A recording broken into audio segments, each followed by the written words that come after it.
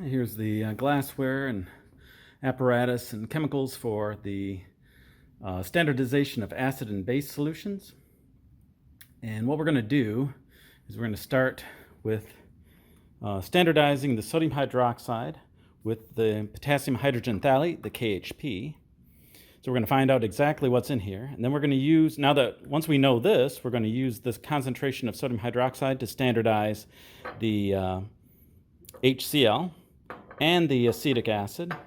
And then once we know we've standardized the HCl, we're going to use that concentration to standardize the ammonium hydroxide. So we're going to titrate the KHP with sodium hydroxide. We're going to titrate the HCl and acetic acid with sodium hydroxide. We're going to titrate, and then we're going to titrate the ammonium hydroxide with the HCl. So we got a lot of stuff to do here. Okay, here's our indicator. This is the beaker I'll use to refill the burette, which is right there. And then there's a stir plate and the stir bar, and then here's our Erlenmeyer flasks we'll be using for the titration, the volumetric pipette and the pipette filler, waste container, and a 50 ml graduated cylinder. We probably have other things that we'll need as well. Okay, but that's what we're going to be starting with. So the first thing we want to do is the standardization of the sodium hydroxide. Okay, so I'm going to prepare the sodium hydroxide titrant. This is going to go into the, notice that it says XX.0.XX, and that's due to the, we don't know what's in here yet. That's why we're standardizing. And the reason this is going to be very important is this is the first of 3 labs. So we're going to trying to do this freehand, I know. And right now all I'm doing is just washing through the beaker some sodium hydroxide. Make sure that if there's anything that was in the beaker, generally what's going to be in the burette, what's generally going to be in the burette is sodium hydroxide, because that's what we mostly use in the labs, but just in case. So I'll just put some through using the funnel. Let me just stand back a bit. And now I'm just letting it run through into the waste. It's always a good idea that whatever you're going to use in the burette, you put a wash through. That's going to take care of pretty much anything that is water soluble that's in there. If there's something that was put in that's not water soluble, you'll see it as little beads that are sticking to the burette. You probably want to wash it out really thoroughly. But in this case, it looks good. Here, see, it gets washed through. So that's the first step, and then I'm going to refill it up to 0, way up at the top here. So that'll be the next thing I do. We're going to weigh out the KHP sample, and so that's 0. Oh, I'm going to put this in here. We're going to tare or 0 the weighing boat so that when we put in our KHP, all we weigh is the KHP, and it says to weigh about 0.2 grams. So, and you have a lot of leeway in this.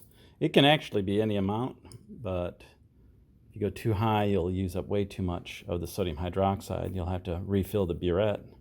You don't want to do that. So we just want to get as close to 0.2 as we can. Whoa! Nailed it. Okay, how about that? It doesn't have to be 0.200, but why not? You know, if you can do it, you can do it. Okay, so now we have the 0.2, but if it had come out to be 0.205 or 0.199, so what? You know, just make sure that you know what your value is. So I'm putting in 0.2. Okay, and now I'm going to, this is our first sample. I haven't labeled it yet, but I'm going to do the other 2 samples, but I'm not going to show me doing that. I'm just going to put the other 2 masses right after this video, this clip is done. So you'll see them posted, and then you can write those into your sheet.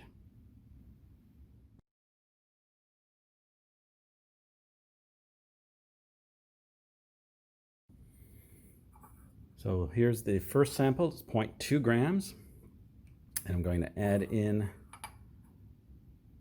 20 mils of water, or distilled water. And then I'm going to add in 4 drops of the phenolphthalein, or phenolphthalein. 1, 2, 3, 4. That's our indicator that will let us see a color change at the end of the titration. And the KHP is solid, so we got to make sure that it dissolves before we go on. You can see a bunch of it there. It takes a while.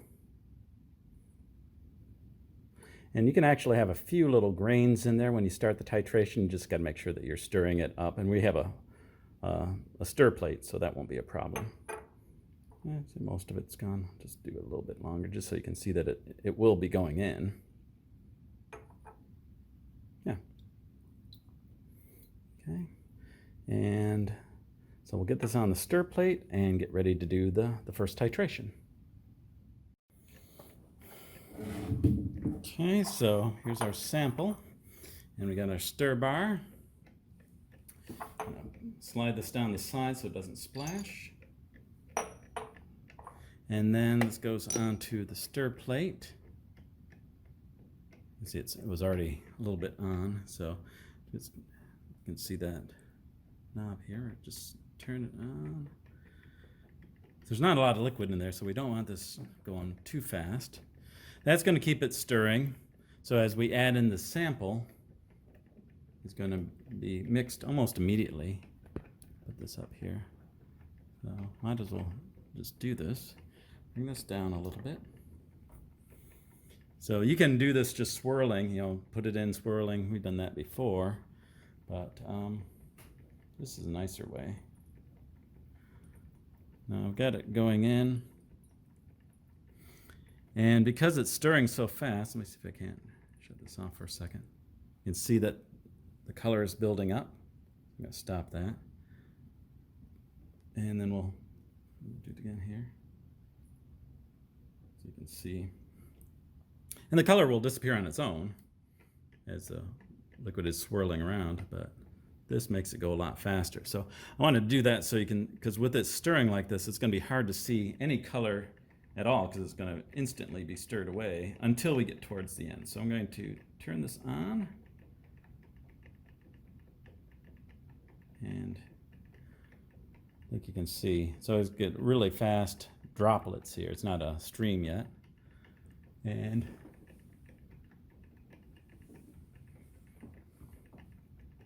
but this way, since I have to keep going back and forth between the camera and this, even if I overshoot it, it's only going to be by a few drops. You can see the colors sticking around just for a moment, but each drop puts that color back into the solution.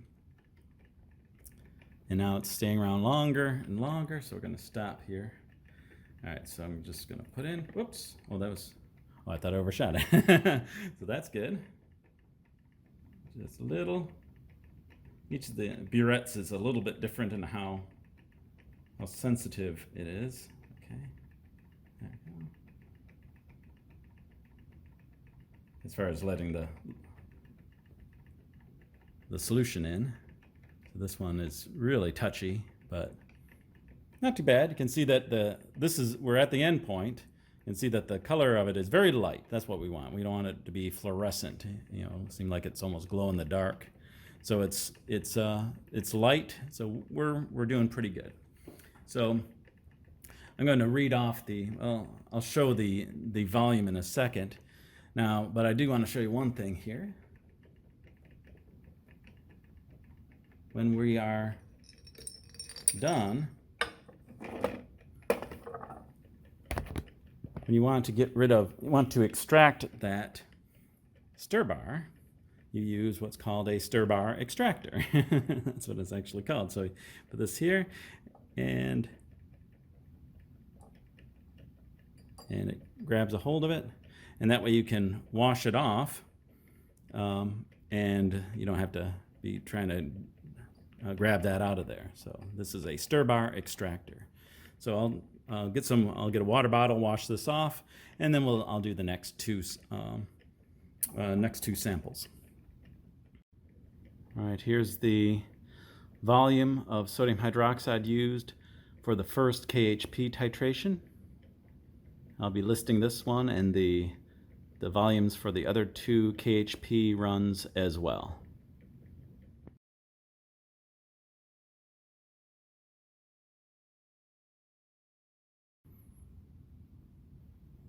Here's the preparation for our first hydrochloric acid titration. So we're going to put 10 mils of hydrochloric acid in here using the volumetric pipette and pipette filler.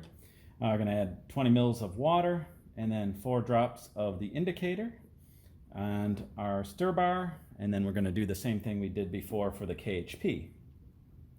Now I'm going to do this one for HCl. Then we have to do the same. We're going to do 3 of these samples. Then we have to do 3 acetic acid samples. And then we have to do 3 more HCl samples, but with ammonia in the burette. So 9 different titrations, but they all will have about the same look to them. So I'm just going to do the HCl NaOH one here, and then I'm going to list the others. So you'll get the idea of what you'll need to do for each of these. Okay, so we have this, and dial this up.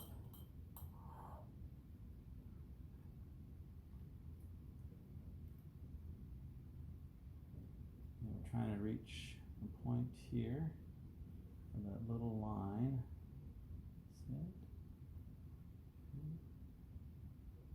And here we go. So that's 10 mils, 10.00 mils of HCl that goes in.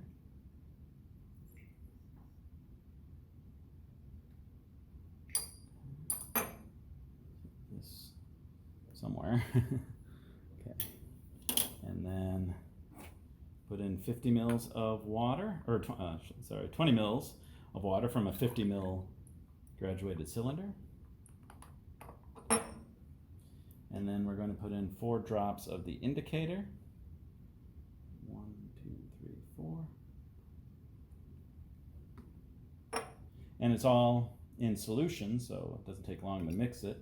And then we're going to put this stir bar in. And then it goes onto the stir plate like before. And we're going to do the titration. The titration will look essentially the same as before, so we'll do that next. Here's the titration of HCl. Not to get in the way of the camera.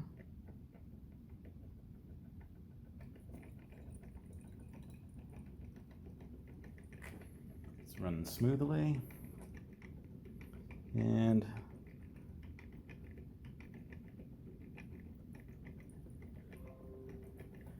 I can't see any color change here. Oh, there it is. So definitely there, and I'm going way too fast on this. Okay. Like I said, this burette is very touchy. It seems like it's almost just on or off. That's it. There we go. Usually you can really adjust the flow. Oops.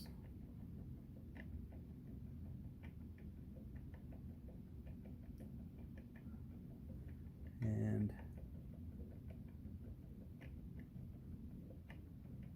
go with that. Might have overshot it a little bit. It just drops. See, it's lightening up as we're watching, so we're probably okay. But yeah, so we'll go with that. And then the next 2, they might be a little bit lower because of that. Because I was overshooting. I didn't expect it to be done so quick. All right, so that's the first one, and then the other 2 I will list.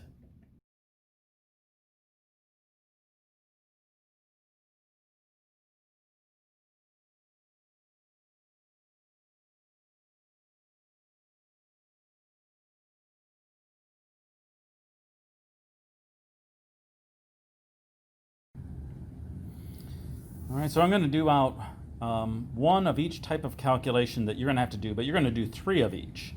So that's the first thing, is that you're going to have different numbers when you do yours, because I'm just using the numbers from this lab. And then you'll also need to do the averages. So I'm going to do 1 calculation, then 1 KHP calculation, you're going to do 3, and then take the average. So things are going to be different, but I'm just going through this to give you an idea of what you should be trying to do with the calculations. You have a lot more work to do. So here, if we take 0.2 grams of KHP, divide by the molar mass of the KHP, and that gives us the moles of KHP, which is equal to the moles of NaOH. So for all these acid-base reactions, they're 1-to-1. So if this many moles of the acid react, this many moles of the base react. So the molarity of this sodium hydroxide is the moles of the sodium hydroxide divided by the volume that we used, and this gives us the molarity of the sodium hydroxide according to run 1. Well, you're going to do it for the other 2 and take the average, but I'm going to use this as if it were the average when I do the next calculations. For the HCl, the volume of the sodium hydroxide that was used to titrate the 10 mils of HCl, the volume was this, 9.85 mils, so change the liters. I used the concentration from the previous calculation. You'll use the average though. So you'll do it 3 times, average it, so that your average will be here. And undoubtedly it'll be different than this. When you multiply the volume times the concentration of NaOH, you get the moles of it, which is going to be equal to the moles of the HCl. And then the molarity of the HCl is the moles divided by 0.01. That should be 000. That's that one is a 0, because we use 10 mils of the HCl. So that's the concentration of the HCl. You do this 2 more times for each of the other runs and take the average. The acetic acid works essentially in the same way. The math is the same. So the volume of the NaOH, use the average concentration of the NaOH, get moles of the NaOH equals the moles of the acetic acid. And then the molarity of the acetic acid is the moles divided by the amount of acetic acid that you used. I'm just thrown off here because it should have an extra 0 there. Not that it really matters too much because there's only 3 sig figs here, but this should be 0.01000 liters because we use 10 mils. And here's the concentration of the acetic acid. Now the last one is a little different because the volume of the HCl went into the flask, and the sodium hydroxide was in the burette, so we have to do this a little bit differently. We know the concentration of the HCl, and again, this should be the average that you use. I'm just using the number that I got for the previous, I guess 2 calculations ago, but you're going to do it 3 times, get the average, so this should be the average. This is the average concentration of the HCl that should go here, multiplied by 10 mils, 10.00 mils, so that's 0.01000 liters. And we end up with moles of HCl, which is equal to the moles of the ammonia, or ammonium hydroxide, either way. And then we divide by the volume of the ammonia. And that gives us the concentration. So you'll do this again 3 times and find the average. So once you find the average of each of the concentrations of each of the solutions, then you're set for the next week, where we use those solutions to do further titrations.